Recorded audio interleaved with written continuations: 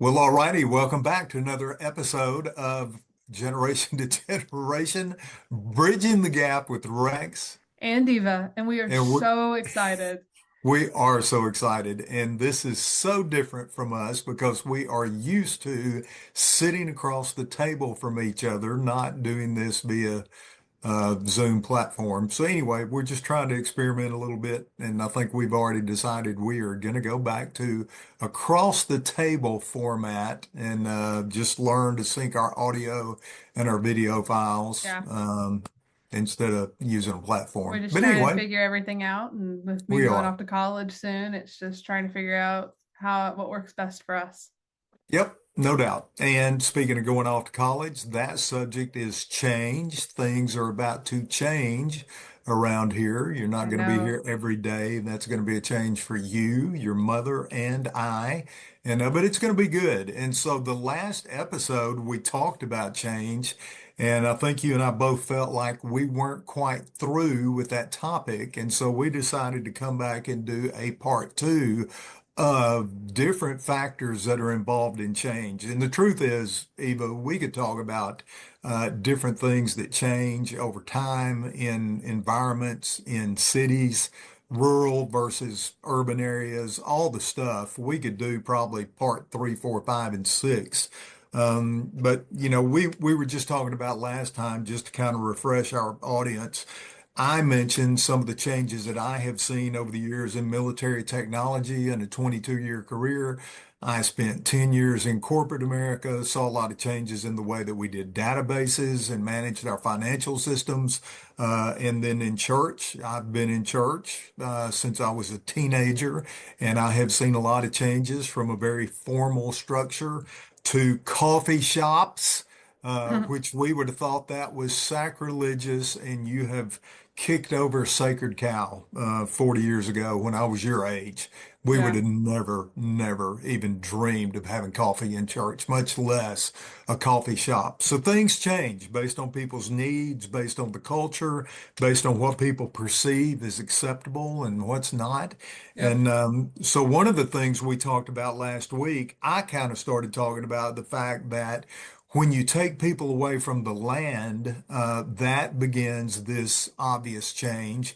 But that's my viewpoint as a farm kid. I grew up in Yep. rural America, and the truth is not everyone did. So people have different experiences. And I was just curious this morning. I started looking at, well, how much of America does live in a rural environment? And I was shocked to see that it's only 25%. 25% of America lives in what would be defined as a rural area, although 97% of the country, I think, is probably defined as rural in terms of the land mass. Yeah, 80%, actually 75% of your people live in these large urban areas, but that's really only 3% of the land mass. Think about that. Yeah. Yeah. 75% of Americans live in 3% of the landmass. Well, I saw something today, or not today, it was like yesterday, and it was like what states have less population than the city of Los Angeles. And it was like 20 states have less population as a whole entire state than the city of Los Angeles proper. And that Yeah. was like insane to me. And I'm like, imagine New York that's all stacked on top of each other, or look at like Tokyo and things like that, where they're all stacked on top of each other in a small space. And I'm like, it's crazy to me how much of like, you go to the Midwest, you go to the Pacific Northwest, and how much of it is just open, empty space. And then you go to these cities and it's like there's something everywhere. It's crazy. Yeah. What was the population of LA that you just I don't saw? know. I don't know. It was just talking about what the Maybe. population of the city is. I'll Google it while you keep talking. Yeah. I'm gonna guess that LA is 7 million. I may be a little low on that. It Seven. is the metropolitan area of Los Angeles is 12 million people, but of Los Angeles proper, it's 3.8 million. 3.8. Okay, so I overshot it because Yeah. I was given a guess on the actual uh, not the metro area, but what did Yeah. they define the other piece of it? Just like the actual county of LA Yeah, yeah, versus like okay. what people consider Los Yeah. Angeles. Yeah. Okay. Um, But my point is I was saying, hey, I thought it was about 7 million. Okay, so it's four, let's round it off. yeah, LA proper is 4 million.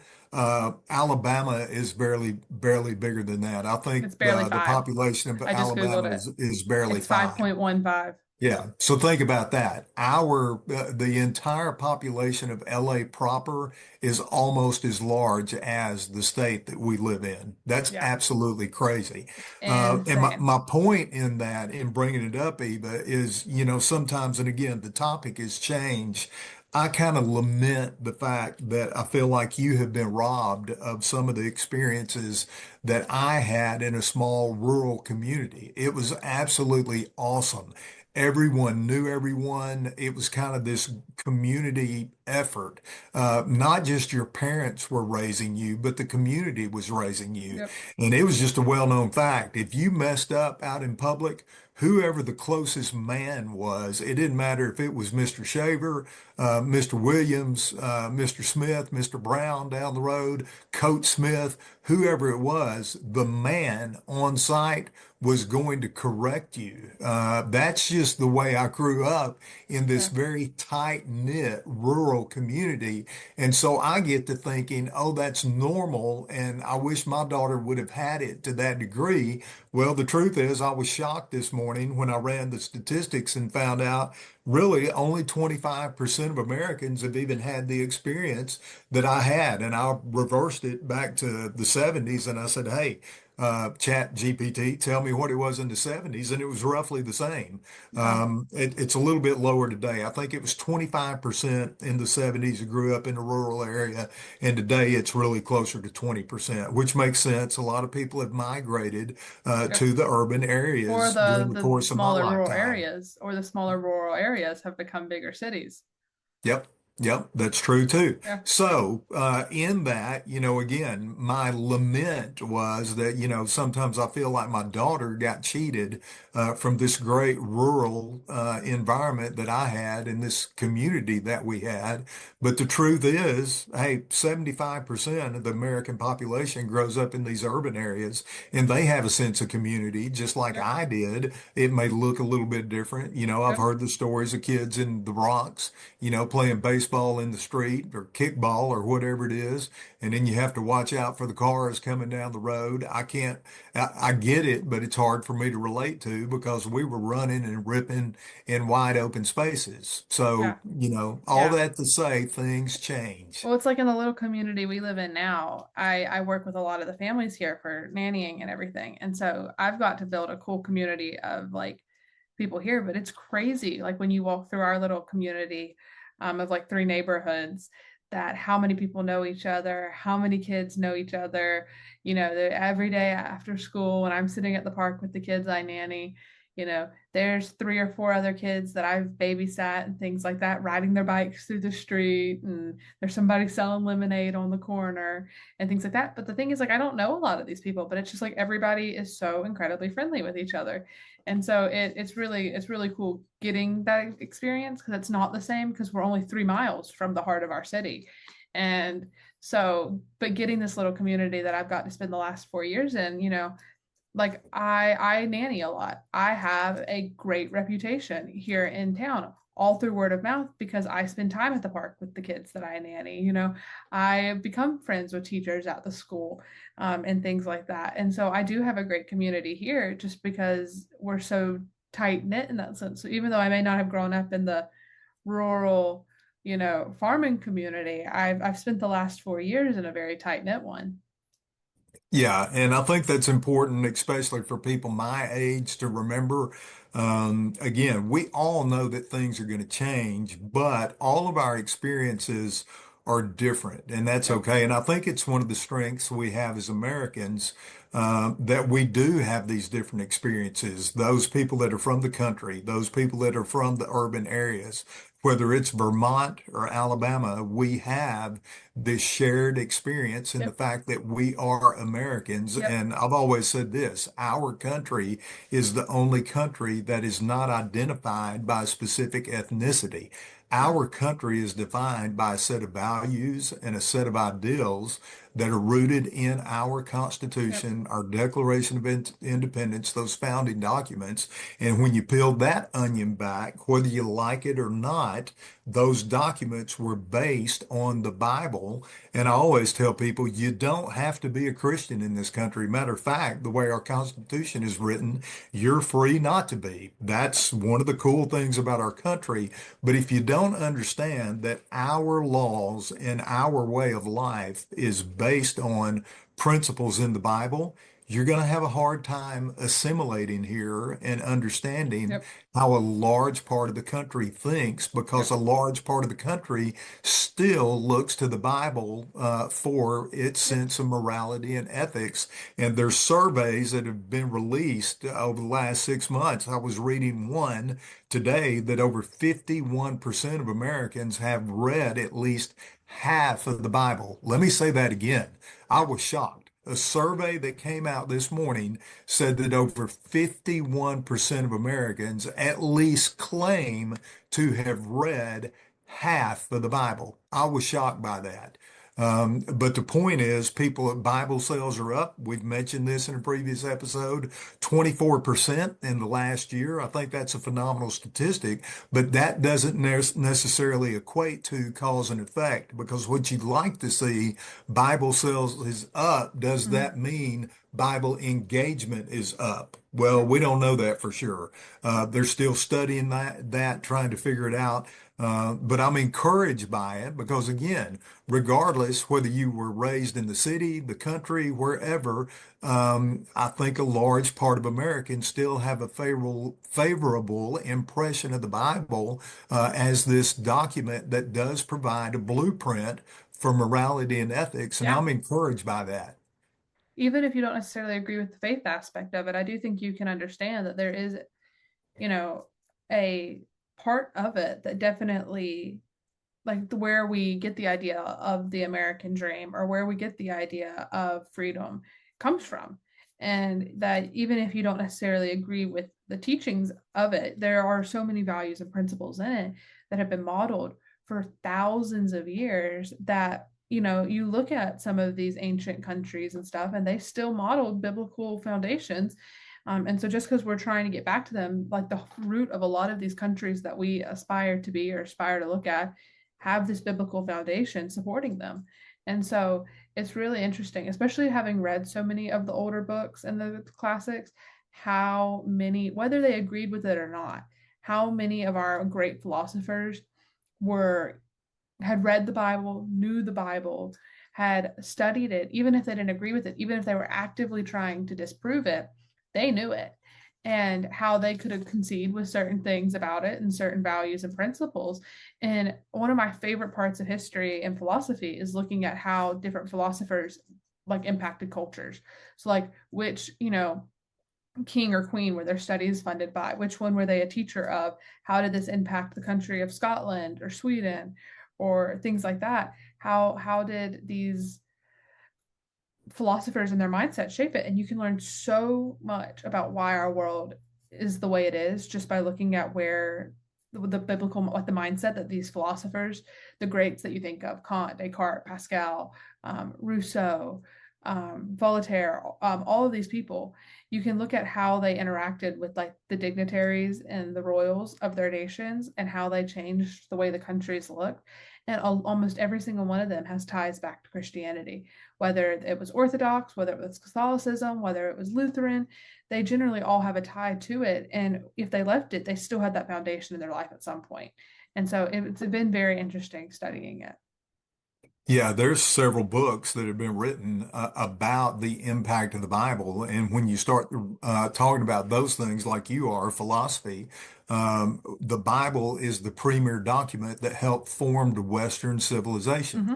And again, you don't have to be a Christian. You don't have to agree with the Bible, but it is the formative document, the Yep. formative book that formed our way of life in Western Civ. So, 100%. um, Because all that think to of all the say, wars. Think of all the wars that were fought over religion. Think of all the wars that were fought because of the Church of England and um, the split from Catholicism to Protestantism, all of these things. Think of how many of our countries and their nations were built on the premise of the church. And it's a very interesting. I love it. That's something I want to further study. If y'all can't tell, that's something I think I want to get my master's in. And so it's a great passion of mine learning about it. It's going to be fun. I'm looking forward to your college career in these next 4 years of education. But one of the things that I want to go back and tie in, why this discussion on the Bible, because when I think about when you begin to look at how a country has changed, I think I said this last week, when you say, especially in the rural South, when you begin to separate people from the land, because when I grew up, it was primarily farmers. And so Yeah. farmers and farming communities were tied to the land. And the more we've advanced, the more we've urbanized, the fewer families actually own Yep. farmland. And so you've separated that heritage from the Yep. land. And then in smaller churches, I made this mention, you had cemeteries right next to the churches. It's called cradle to grave ministry. Well, when you start to separate that, you start to lose this sense of identity and purpose and who you are. And that's where I bring the next thing in is the Bible. When you begin to separate people from the Bible and the values and the heritage that's in that book, then they begin to question their identity. Hey, I've heard this over the years, America is a bad country. Oh, really? Okay, where'd you get that narrative from? Do we have bad people? Sure we do. Every country does. Have we made mistakes? Sure we have. But to say that America is a evil country, that is a narrative that people, I think, have begun to embrace in these last 20 years. And I'm here to tell you that's wrong. Well, why is it wrong? Well, why are so many people trying to get here Yep. still? Because Yep. it's the only country in the world that offers the freedoms that we have, and those freedoms are based on principles found in the Bible. So anyway, Yep. my point is back to change. I'm not going to allow people to pull me away from my heritage, my values, the key documents in the Bible. Take it or leave it. It's one of those documents. Yep. It's a book. Yep. Well, I've said it too. I've said, as Christians, when you want to share the gospel, you can't just throw Bible verses at people because the Bible means nothing to someone who doesn't believe in its absolute truth.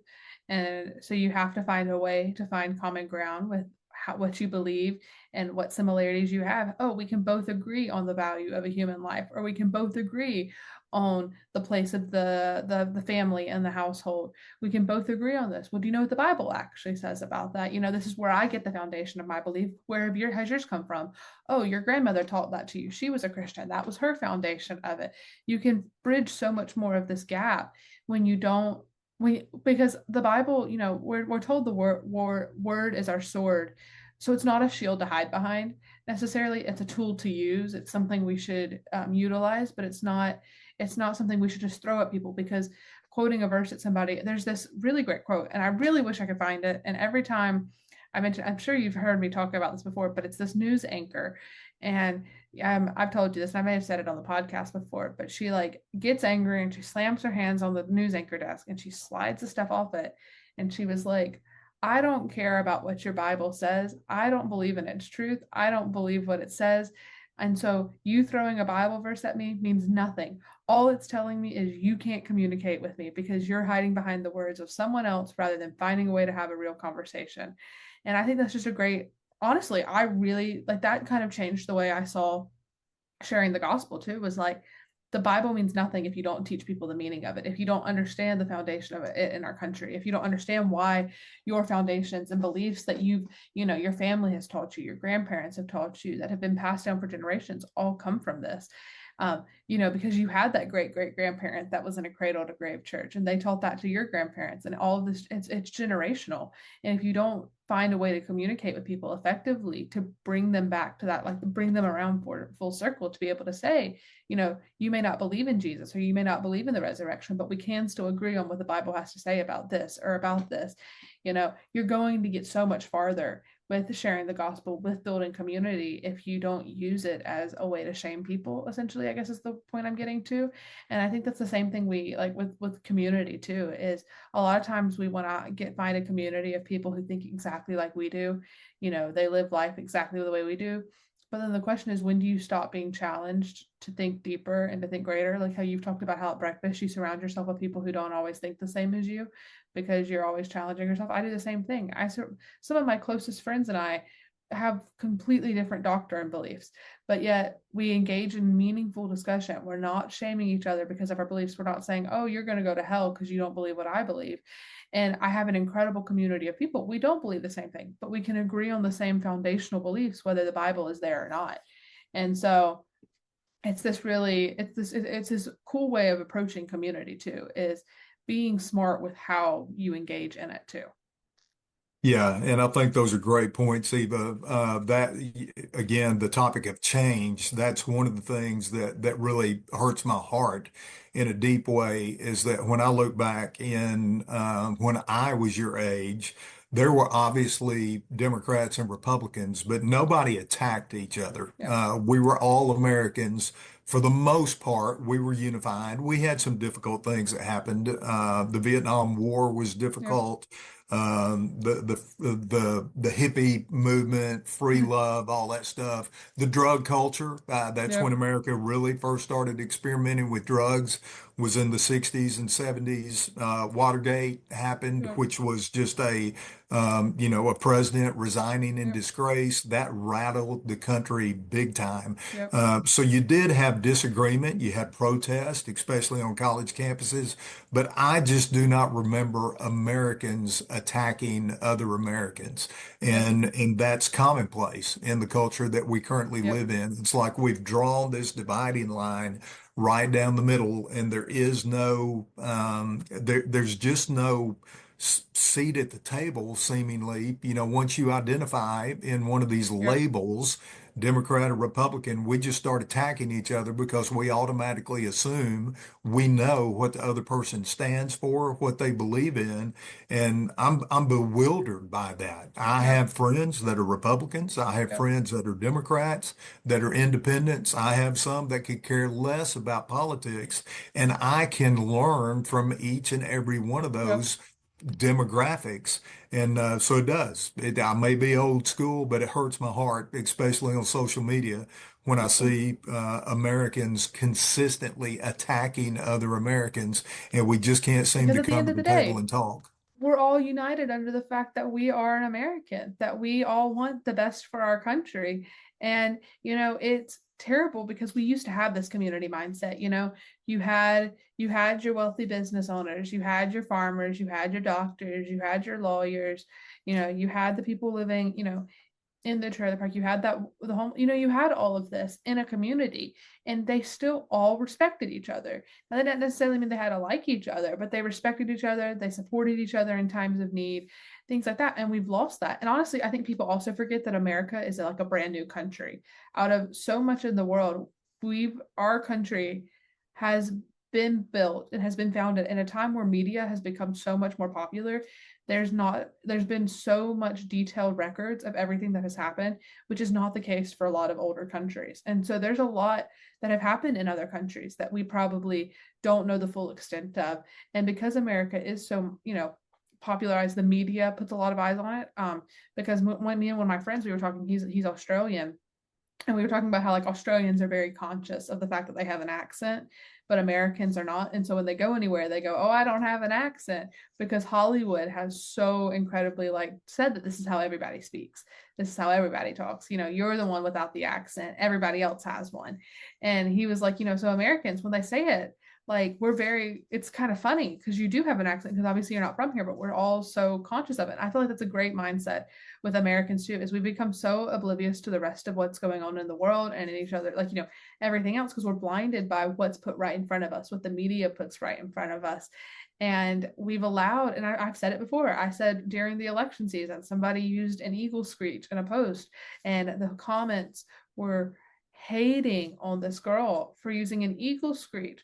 And I just commented, I quite literally said, that's our national bird. And if that sound being used is indicative of a political party, and you feel like you know this person because of the sound they used in a reel, then your loyalty to your party is superseding your loyalty to a nation, because at the end of the day, we're all Americans.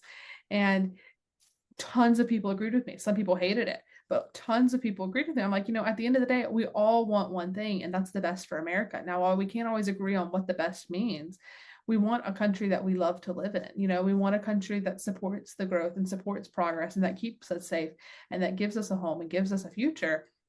And so I think part of so much of the reason we see all of these tensions and why the media can only ever talk about the problems is because we've lost the art of communicating effectively with each other. And we've lost the part of having respect for each other. I think if, every person woke up and said, I'm going to respect those around me, whether I agree with them or not, we would see such a change in America, but we're losing the art of respect.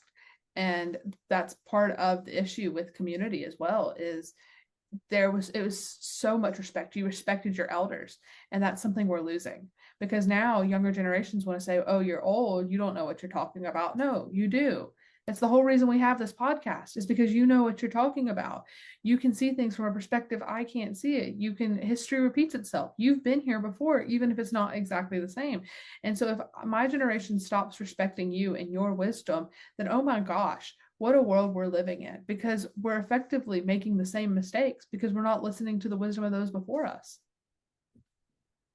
Wow. Okay, that's that's great commentary, Eva.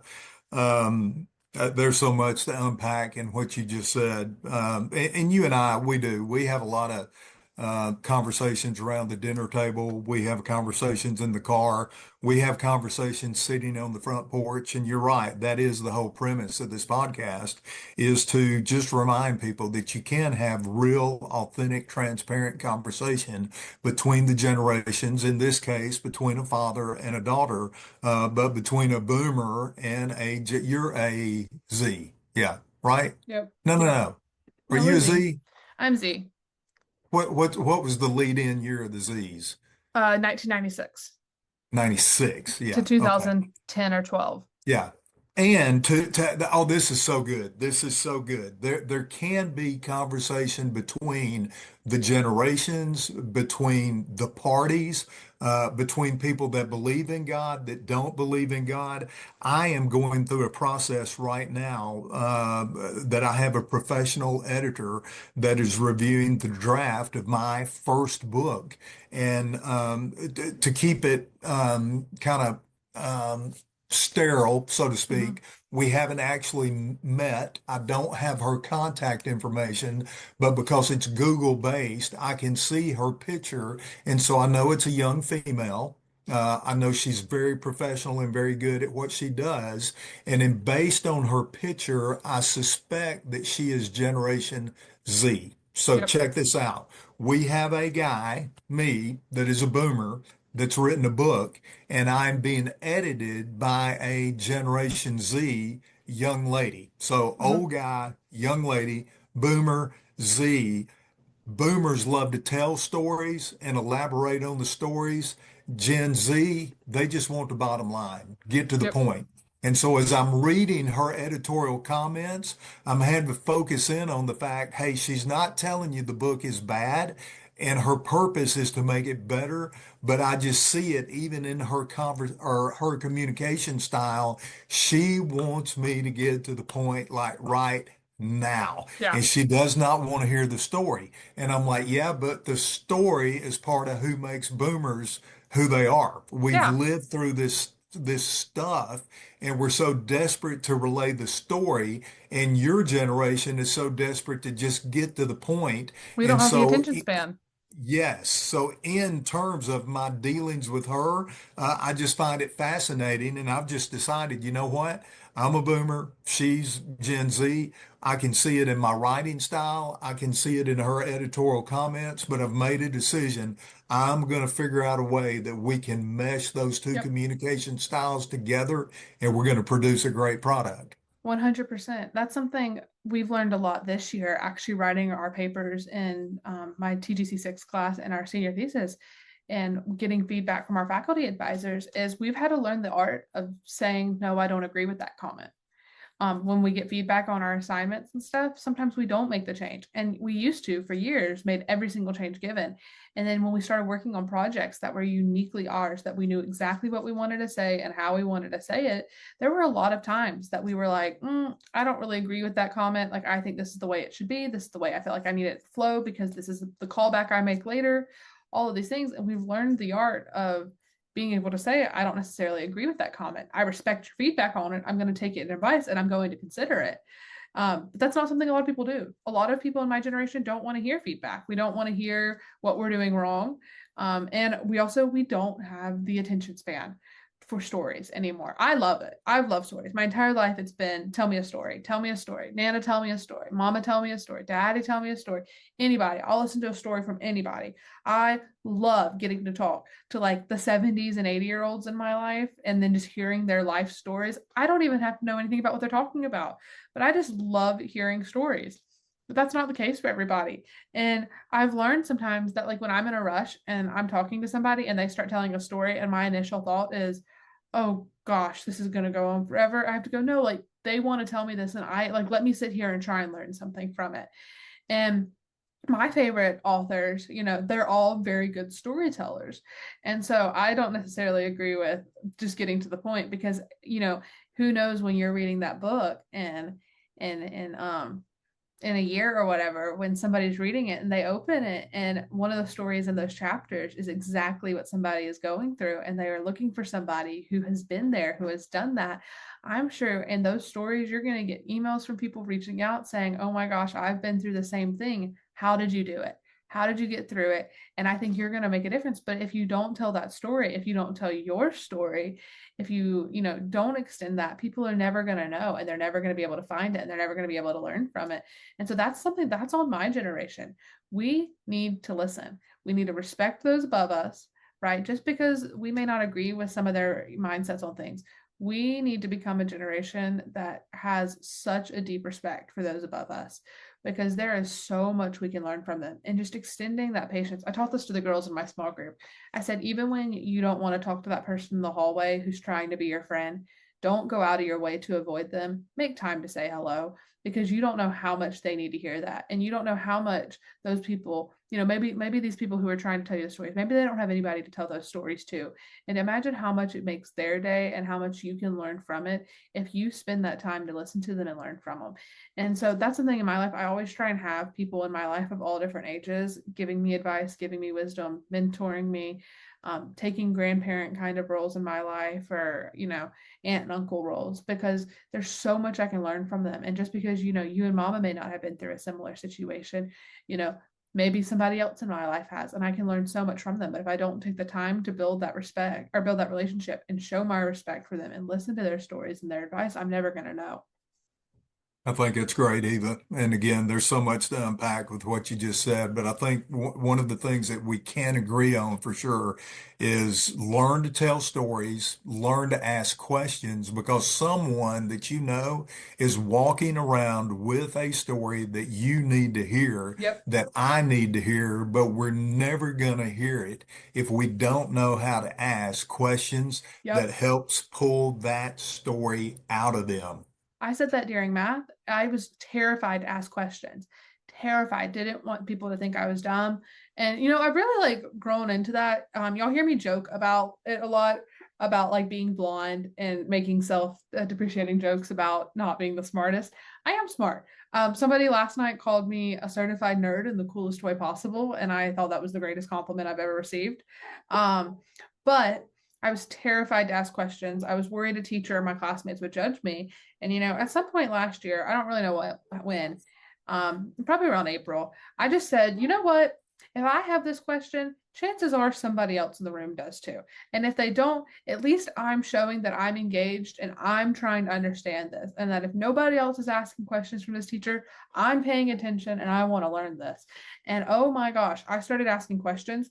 And then all of a sudden, people in the chat would be like, oh my gosh, I had the same question. I was just scared to ask it. Or I didn't know how to ask that question. Or you did, like, thank you so much. I was confused too. And things. And I became this person. People would reach out to me, especially in my math class. They would email me And they would just say, hey, Eva, I'm scared to ask this. Can you ask this question for me? Because you can word it better. It's not like, I just became that person. And it meant the world to me, because something I was so scared of, when I just said, you know what? Chances are somebody else is probably dealing with this too. I'm not alone in this. And at the end of the day, whether it is a silly question or not, there's something I can learn from it. And oh my, it changed the way I view asking questions, and it changed the way I respect my teachers, because I realized they're not there. And this is teachers, you can replace teachers with any important figure in your life. But, you know, they're there to help you. Most people don't want to see you torn down. They want to see you be better than you are now. And by asking questions and by saying, hey, I know I'm capable of doing this. I don't know how to get here. Could you help me? Most of the time, people are going to be willing to help you, or they're going to help you find someone who can. And that's something that I think is also part of it, the community aspect of it too. Is community doesn't necessarily mean your next door neighbor. It means somebody that you can call and say, hey, I know you went through a similar situation. Can you help talk me through it? Yeah, I think that's great, Eva. And you probably don't hear it because you have a door that is closed, but I'm in another section of the house right The now with the dogs. door open, and Dakota has chimed in. Well, I couldn't hear it Most through your room, so through your camera. Well, she has been rather loud, so let me apologize to the listening audience for the addition of Dakota's comments this morning. She's That's her two downstairs cents. barking at somebody. That's her 2 cents. Well, I think this has been a great episode. Let me remind people one of the things I ended with last week in terms of change. You can either be fearful of it, you can be hopeful with it, or you can be inspired by it. And I Can you explain think what that that means? can I explain what it Yeah, means? because the hopeful by Well, it part really confused me. the And what so part? the hopeful by it part.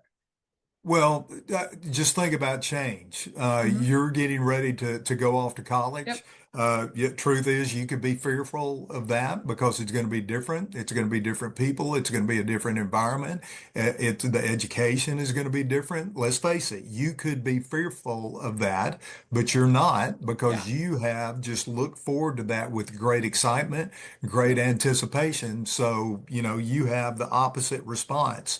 You have a rather hopeful Hmm. attitude toward it because you're hoping that there are going to be some things that are going to be different Hmm. than your high school experience. Yep. You because you were homeschooled, you didn't have a lot of face-to-face interaction Yep. like you would have liked to have had, and that is going to be totally, totally different. We've talked about it. I really believe you're going to find your expanded tribe Hmm. at college. So you're moving into this period of change with a lot of hope. Okay. Yeah, I am. Then the third way is, instead of being fearful of it, you can just recognize, hey, things are going to change. It's just part Yeah. of life. Yeah. And so why not, instead of, just for me, for instance, it was an eye opener this morning to go back and look at the statistics and go, oh my gosh, even in the 70s, only 25% of people grew up in the country. Yeah. 75% of people grew up in this urban environment. Well, that kind of changed my viewpoint of, what I was thinking was normal. Truth is, a rural upbringing, as wonderful as it was, that's not the norm. Yeah. 3 out of 4 people, when I was a teenager, grew up in the city. Well, Yep. For the okay. suburbs. So instead of lamenting, man, I wish people had more of the experience I had. Well, why don't you just recognize, hey, some things are different. People's experiences are different. And so let's be inspired by the change that we Yep. know is coming, and let's look for the best in it. Yep. AI, that's the best Yep. example that I can currently give. I don't need to be afraid of AI. There are certain aspects of it I think I need to be concerned about in terms of learning how to use it. But Yeah. instead of being afraid of it, why not? Let's be inspired by the capability of it and the possibilities of Yep. it and the capacity of it. And let's look for the proper ways to use it that'll help us. And let's be inspired by it. Yeah. Like I just taught Okay. you today how to use it to research. It is an incredible tool to find research quick and things like that. Now, it doesn't mean it's the credible thing, but it can give you the resources for it. And if you don't learn how to use it, that's just, I feel like if you're it's like technology. I think the same way could be said probably about the cell phone was, a lot of people say, oh, I like, the cell phone, like, imagine, like, it was the time before cell phones. We lived so much of life never being able to reach each other. And some people now are saying, oh, I hate always being able to be reached and always being able to be contacted. But in reality, whether you like it or not, it has become one of the greatest tools that progress has ever developed, because it means that we can get emergency services quicker. It means you can stay in contact with long different distance family quicker. You can buy things online. When Nana was sick, we were able to order her groceries and have them like brought to her door, things like that. And so it's this incredible piece of like technology. And with AI, you can either run from it and not use it while the rest of the world figures out how to adapt to it and how to grow with it, or you can learn how to use it and learn how to adapt it and teach other people how to use it. I saw this great thing and I said schools, when math calculators were more commonly available, schools made math harder because calculators were now a tool student could use. And so they made math more complex. They were able to make what was taught in schools more complex because calculators could do the job for you quicker. Well, the same thing can be said about writing. Teachers are so scared of AI being used in the classroom. I say use it. I say instead of having students write 1,000-word paper, that they're going to use AI on, say, here's the prompt. I want you to go put it into Chat GPT and then bring it back to class tomorrow, and we're going to rewrite it and make it better. Teach them how to rewrite what AI has written, how to fact check it, how to utilize it, how to make it more and more human, how to change the style of it, how to utilize this resource that's going to be assisting them in all their jobs in 10, 20 years when they're out of college and when they're in the workforce. And instead of saying, we expect you to handwrite this entire thing, because a college that I applied to said, I want you to put a prompt into Chat GPT, have it write a 600-word essay, and then I want you to paste the essay in here and create a document of everything you would do to change it, to make it better, to make it more credible, to make it sound more like human, like coming from you, to add your tone and add your voice to it. And I think that is an excellent use of AI because you're teaching them how to work with a resource that is becoming more widespread. And I think that's the same way you need to approach change, is rather than just running from it and saying, I don't like it, saying, how can I use this to benefit me? How can I use this to make my work stronger? So much of my thesis, not a single dime of it was written by AI, but so much of my research was assisted through AI. I would put a 900-page file in to ChatGPT and I would say, are there any mentions of social emotional learning in it?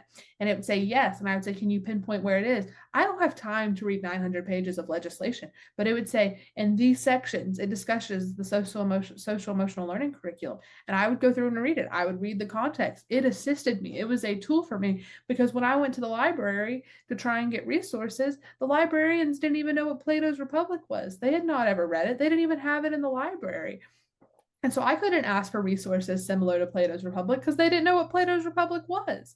And so it became, Serious? yeah, almost, Okay, I let's seriously, every single library in Birmingham, not a single one of them has Plato's Republic. Some of them have been gone for like 3 or 4 years. I told our local library and they said, we probably should order that. And then they ordered it because there had not been one in there in 4 years. And so AI, I used it as a tool. We literally were given a lecture in class of how you can use it as a tool. So many people used it as a tool. And that's the same way you can approach change, is either say, oh, I'm not going to use it, or, oh, how can I use this to help me grow and be better? And so in your generation, oh my gosh, Eva, I can't imagine the amount of change that you are going to see over your lifetime. And so again, you can be fearful of it or you can be inspired by it. I think that you are going to be inspired by it. And again, that's a great conversation. So many different ways, different directions you could take that. Yep. We need to wrap this episode up, but I was on a brainstorming call about 2 months ago, and the host was saying that, hey, my sister lives in New York. She's a huge New York Yankees fan, and she's been toying with the idea of doing a podcast strictly devoted to New York Yankees history.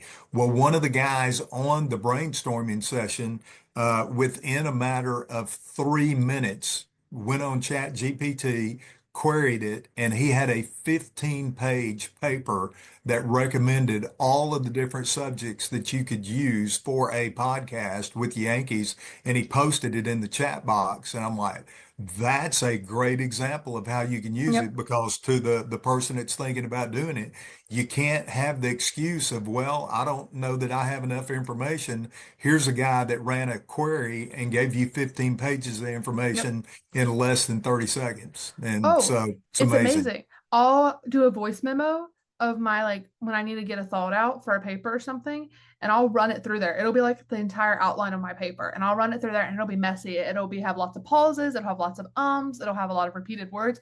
I'll drop it into Descript, which is our editing software, turn it into a transcript, and then paste the transcript into Google Docs. Download the file, send it to ChatGPT, and I say, rewrite this entire thing but organize it as a detailed bullet pointed outline. It's my words.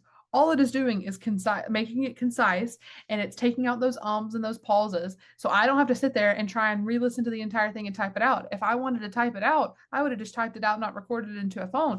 And it helps me organize my thoughts so much because mama's not always home for me to run my ideas by her. And she doesn't always want to pick up the phone and talk to me for 25 minutes when I need to just word vomit the idea from my paper. And so it's become invaluable in just assisting me and helping. Like mine knows my name. I have my name in it. It knows exactly how I like to receive information. I have it. I want short, simple terminology because usually I'm writing this stuff at 3 a.m. and don't have the brain power to decipher what these big words mean. And I want it in bullet point form. I don't want paragraphs. I don't want to read paragraphs at 3 a.m. when I'm trying to find it. And so write it in bullet point You're form. so And Gen so Z. I am. I don't have the attention span to read a paragraph sometimes, guys. But it's become invaluable to me because it's helped me.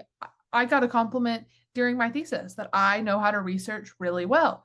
But it's because I utilized this tool to help me expand the amount of research I can cover. It helped me organize all of it. It helped me collect all of it. I didn't do it for me. I did all the work. I took all the notes. I wrote all the papers, but it helped me find it. And so that's like this huge thing about change and about community. It's like you need to respect yourself and your thoughts and your opinions and beliefs. You need to respect those around you and those that have come before you and their wisdom and advice. And you need to respect the idea of change because it's always going to happen whether you want it to or not. And so how you address it, how you receive it will directly impact and affect the outcome of what you get from it. I love it. And so we're going to wrap it up with this episode. And so to our audience, change is coming. Change is Change coming is to your coming. household. It's coming to your business. It's coming to your workplace. It's probably coming to your church. Yep. It's coming to everywhere that you have community.